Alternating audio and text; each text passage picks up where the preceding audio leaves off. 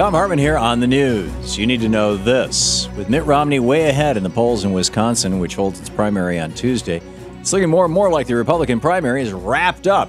Calls for Rick Santorum to gracefully drop out of the race are growing louder, and President Obama's re-election team is now focusing solely on Wall Street's favorite guy, Mitt Romney.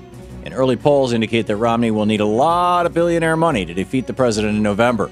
Among registered voters nationwide, President Obama leads Romney 51 to 42%. And thanks to Romney's support for the Republican war on women, President Obama now has opened up an 18-point lead among female voters.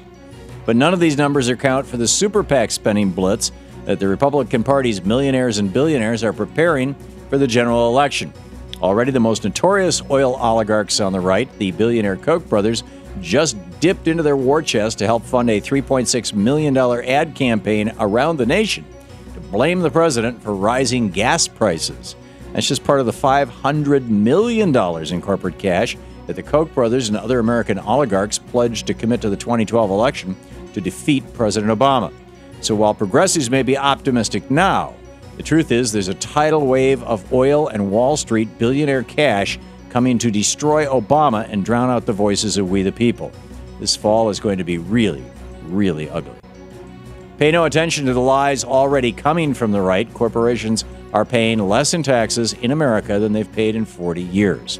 According to the Congressional Budget Office, despite American corporations making enormous profits last year, second best in a generation, they paid on average only 12.1% in federal taxes. That's far below the 35% corporate tax rate that conservatives claim is crippling business in America. At 12.1%, American corporations are paying the lowest taxes in the entire developed world. It's also a staggering drop-off since the last quarter century, between 1987 and 2008, when corporations paid on average a 25.6% corporate tax rate. When corporations and the very, very wealthy are not paying their fair share in taxes, then working people have to pick up the slack. That's exactly what's happened in recent years, and one reason why the United States has one of the highest levels of wealth inequality in the developed world, and why the middle class is disappearing right in front of our eyes. In the best of the rest of the news, more than a year ago, Governor Scott Walker created a firestorm in Wisconsin with his anti-union law, today known as Act 10. It subsequently led to over 1 million signatures being turned in to have Governor Walker recalled from office. But now it turns out that Act 10 is unconstitutional.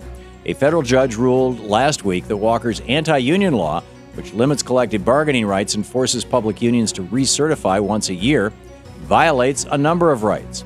In a strictly political move, Walker exempted police and firefighters from the anti-union law, giving grounds for the court last week to strike down that law because it violates the Equal Protection Clause of the Constitution. The court said it also violates public workers' First Amendment rights. Speaking of Wisconsin, the war on women has turned hot there. A homemade explosive device was detonated at a Planned Parenthood clinic Sunday night in Grand Chute, Wisconsin. No one was in the clinic at the time, so there were no injuries, but the firebomb did cause some damage. Police are now investigating the matter, which should be considered a form of terrorism, but likely won't get any coverage on the mainstream media since there's no evidence of Muslims or Black Panthers being behind the attack. It's time to occupy the Department of Education. Today kicks off 4 days of rallies outside the Department of Education known as Occupy the DOE. The rally is led by the organization United Opt Out, which encourages parents to have their kids opt out of standardized testing. These rallies also hope to raise awareness of the corporatization of public schools in America. In states across the nation, from New Jersey to Florida to Arizona, Republican governors have slashed public education budgets and moved public funds toward private for-profit schools. For-profit schools have been proven in test after test to not produce any better educational results. But they do force working families to pay for a service that should be free and a part of the commons, and they make money for Republican cronies. So show up outside the Department of Education today and at your next local school board meeting and help take back our nation's public school system. While some banksters are saying the worst might be over in Europe, working people are still suffering. According to the latest numbers coming out of the 17-nation Eurozone, the unemployment rate in Europe has now reached its highest level ever recorded at 10.8%, more than 17 million Europeans unemployed. It's the 8th straight month of rising unemployment numbers and a sure sign that the austerity measures in place like Greece and the UK are really badly hurting working people. Of course, as long as the banksters can make money from the whole process, and they could care less about whether working Americans or Europeans have a job or enough money to raise their families. It's the European version of what multimillionaire Congressman Paul Ryan has for America. And finally, the Massachusetts Senate race is getting tight. Republican Senators Scott Brown and Elizabeth Warren are now in a statistical tie for the state's Senate seat. Warren has climbed back from a 9-point deficit following a super PAC negative ad onslaught funded by Karl Rove at the end of last year. And now that both candidates have pledged to disavow super PACs, then maybe Massachusetts' Senate seat won't be sold to the highest bidder. But given that Rove is involved, I wouldn't bet on Scott Brown keeping his promises.